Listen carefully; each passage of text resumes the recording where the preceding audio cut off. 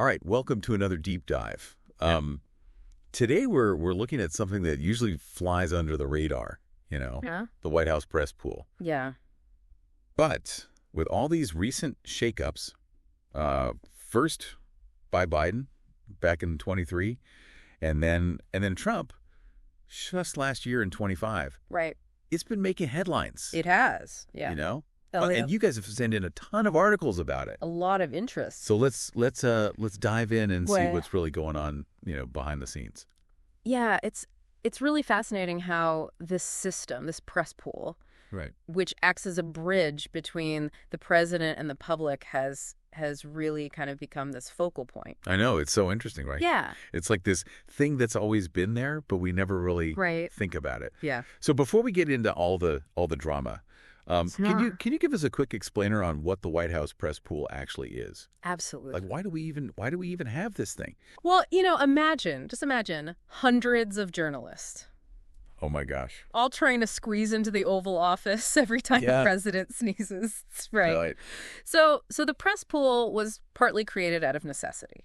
Okay. Limited space, security, obviously. Those are key factors. Right. It's basically a select group of reporters who get this close access. Yeah. And then they share what they see and what they hear with everyone else. Okay. It's been around for quite a while, actually. It dates back to Eisenhower.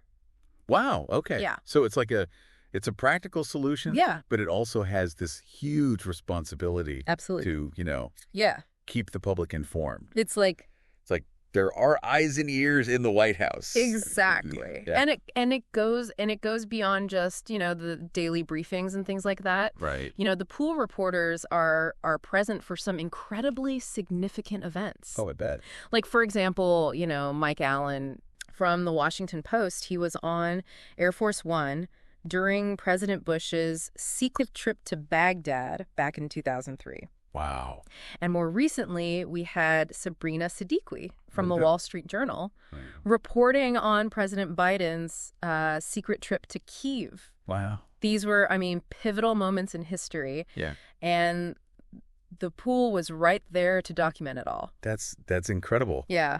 Talk about being in Right. the right place at the right time, right? Absolutely. Yeah. But as we saw in the articles that you all sent in, Yeah. this balance of access and information, Yeah. it's been disrupted recently. It has. So let's start with Biden's changes back in 2023. What happened there? So Biden's administration implemented these new rules for press passes, Okay. requiring annual renewals Mhm. and proof of active coverage of the White House. Okay. And as a result, over 440 reporters lost their credentials. Wow, that's a big number. It is, yeah. What was the administration's reasoning Yeah. behind those changes? Well, they argued that it was about ensuring active participation yeah. and weeding out those who weren't really actively covering the White House. Oh. They claim that a large number of pass holders hadn't even been to the White House in months. Really? Yeah. Okay, so they're basically trying to make sure that Yeah. Make sure the pool is composed of reporters who are, Yeah.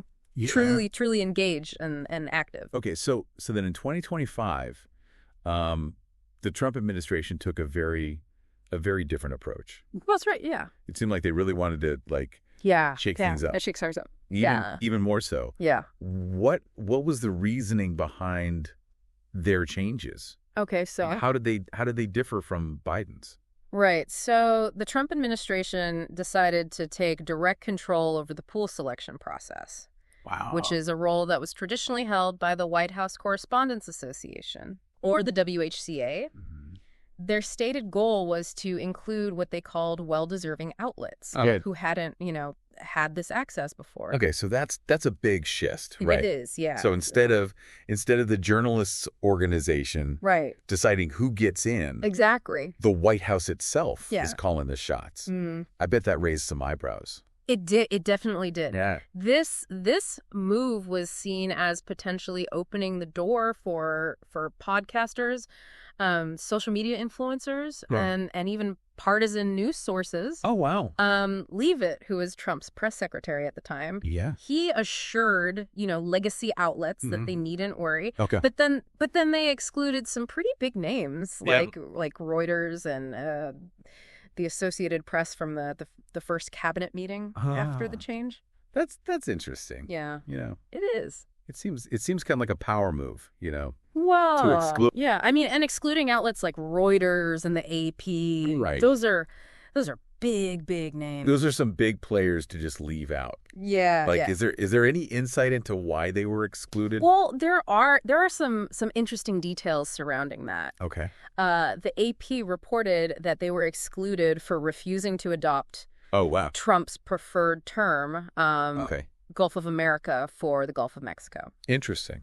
Yeah, so instead you saw outlets like Newsmax, Mhm. The Blaze, and Axios Okay. included. Gotcha. Yeah, so it definitely signaled this Yeah. this kind of shift in who was Yeah. getting a seat at the table. So on the one hand, we Right. have Biden focusing on Yeah. weeding out, Weeding out the inactive reporters. inactive reporters. Yeah. And on the other hand, we have Trump focusing on, Yeah. who gets a voice. Who gets a voice in the first place? In the first place. Yeah. It seems like two very, very different philosophies Absolutely. clashing here. It is. What are your thoughts on the reasoning behind those?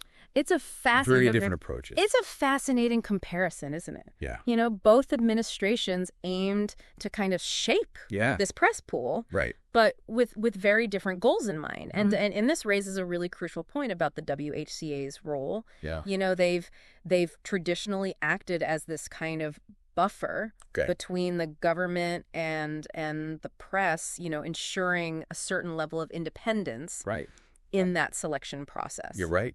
Yeah. And having the White House decide, Yeah. who gets a seat at the table, Right. that directly impacts the information flow. Absolutely. It feels like we're moving away from, objective reporting Yeah. and more toward a more controlled narrative. And that brings us to another Right. really critical aspect of the press pool. Okay.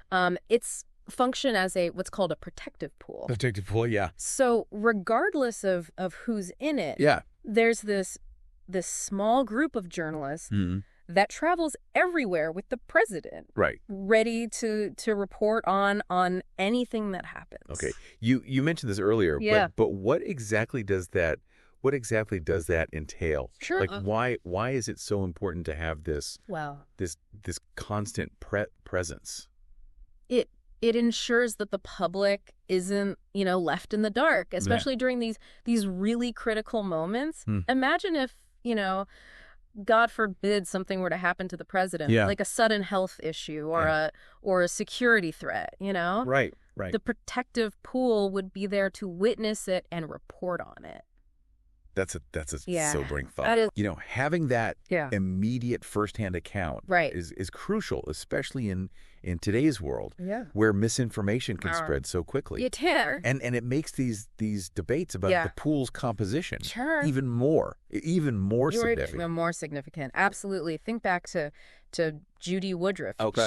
She was a PBS reporter at the time. She was part of the protective pool Wow. when President Reagan was shot. Oh, wow. And her reporting, along with others in the pool, Right. provided this crucial information during Yeah. a very chaotic and confusing time. Wow. So it really highlights the It does. the importance of having those independent eyes and ears on the ground. Absolutely. But let's shift gears a bit and talk about Okay.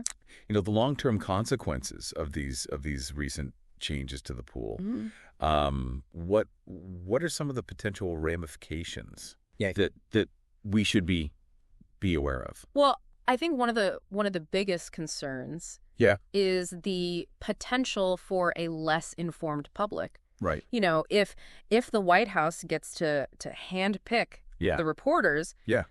are we getting the full story? Right. Are we hearing diverse viewpoints, including those that might be, Yeah. critical of the administration? Right. Some might argue that giving the White House Mm-hmm. that kind of power Yeah. is just a way to ensure, Right. a more favorable narrative. It's a valid concern. How would you respond to that? And it's not just about a particular administration pushing a specific agenda. I Yeah. think the very act of the government choosing who gets access Yeah. to the president can really erode public trust. Right. You know, if people feel like they're only getting one Yeah. side of the story, Mhm. they're less likely to trust the information. Right. And it kind of feeds into that whole problem of, Absolutely. misinformation, where people just Yeah. become skeptical of Yeah. anything and everything. Exactly. And they lose faith in the institutions that are meant to keep them informed. Mhm. It's like we're losing that shared understanding Yeah. of what's actually happening. Exactly. Right. And this brings us to another Yeah. potential consequence, Okay. the impact on press freedom itself. Right. When the government dictates who gets to report on the president, Yeah. it really raises these questions about censorship and control over. Yeah, that's a pretty chilling thought. It is, and it's not just theoretical. Yeah. The WHCA was incredibly critical of Trump's changes. Yeah. Their president, Eugene Daniels, Yeah. he even said it suggests the government will choose the journalists who cover the president. And that really cuts to the heart of Yeah. what a free press is supposed to be. Absolutely. And remember, a healthy democracy Relies on an informed citizenry, an informed citizenry. which requires a free and independent press. Absolutely. Compromising that Yeah. independence can have far-reaching consequences. Far-reaching consequences. Yeah. So it's not just about politics. Mm. It's about the very foundation of About our democracy. our democracy. Yeah. What are some other potential consequences, especially considering this shift toward Sure. potentially including Yeah. non-traditional media outlets like Yeah. podcasters and Podcasters. influencers, right? Exactly. Yeah. Well, imagine a scenario where Yeah. social media personalities Right. with these massive followings, but potentially limited it's journalistic experience are now suddenly reporting from the White House. Right. Yeah. How would that impact the type of information that the public receives? Right. Would we see a greater focus on Right. Would it be more sensationalism rather than sensational? could it further erode trust in Yeah. traditional media? Yeah. These are all questions that we really need to be. That's a great point. Yeah. It raises questions about Absolutely. journalistic standards and ethics. Yeah. And speaking of access, Right. we can't ignore the financial aspect Yeah. of the press pool. Absolutely. We talked earlier about how expensive it is Mm-hmm. to be a part of it. It is. So if smaller outlets Yeah. or independent journalists Right. simply can't afford, Yeah. We're just. what does that mean for the Well, that's another critical the- concern. the diversity of voices that we hear from? It's not just about Right. ideological control. Yeah. There's also this economic barrier Right. that could further limit diverse voices in the press pool. Right. So essentially the press pool could become even more exclusive, Absolutely. not just based on Yeah. who the White House favors, Yeah. but also who has the financial Yeah. resources. Exerts to keep up. Exactly. Uh-huh. It creates this system where access to information Yeah. and the power to disseminate it Right. could be concentrated in the hands of just a Mhm. few. Right. And that raises a really fundamental question. Yeah. Is that a threat to Yeah. press freedom itself? Right. It really feels like It is. We're kind of we're at a crossroads. at a crossroads here, yeah. We've talked about the history of the press pool. Mhm. We've talked about, The different approaches. Different approaches taken by, by the Biden and Trump administration. and the potential consequences, Mm. both positive and negative. Yeah. But what does it all mean for us, the listeners? Yeah. What can we do? This all seems very It is a complex issue. big and systemic. But that doesn't mean that we're powerless. Right. I think Yeah. awareness is the first step. Okay. Understanding how the press pool works, Mm. its historical context, Yeah. the potential consequences of these changes. That's Right. that's crucial. So knowledge is power. Absolutely. Right. Yeah. The more we understand about The more informed. how information flows from the White House to the public, the better equipped we are Exactly. to really critically evaluate that And information. they'll be critical consumers But what can we do of that information beyond just being aware? Well, we can, Yeah. we can support organizations that advocate for press freedom. Okay. We can hold our elected officials accountable and demand transparency from those in power. Right. And of course we can be very discerning consumers of news. Right. Seeking out Yeah. diverse sources and perspectives. Right. It's so easy to fall into these It is, yeah. echo chambers these days. It is. And just consume information that only reinforces Exactly. what we already believe. Right. Yeah. But to truly be informed, Yeah. we need to actively seek out We do. different viewpoints, even those that might Even those that make us uncomfortable. challenge us, yeah. Right. Absolutely. And don't underestimate Yeah. the power of your own voice. Yeah. Yeah. Engage in conversations about these issues. Share information with your friends and family. Write to your representatives. Exactly. These issues. These issues matter. They do. And your voice can make a difference. They do. And your voice can make a difference. Okay, that feels empowering. Okay. But let's circle back to the financial aspect. Okay.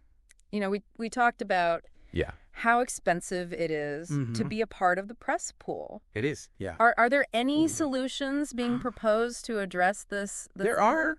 Yeah. economic barrier? There are a few ideas that are being floated around. Okay.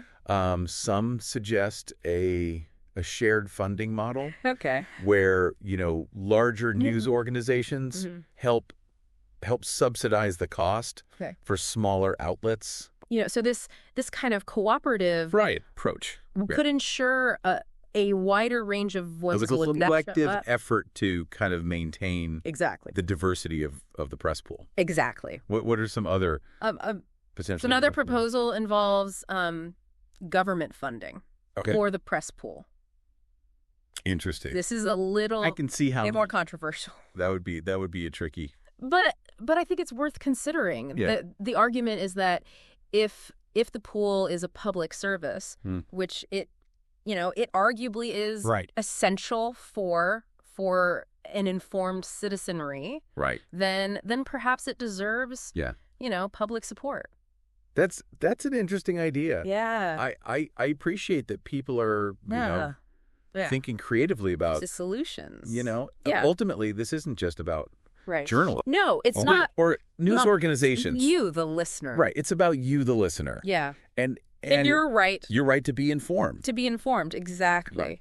That's right. It's about ensuring that the information you receive is accurate. Right. It's diverse and representative of a range of perspectives. This deep dive has definitely been eye-opening. Yeah.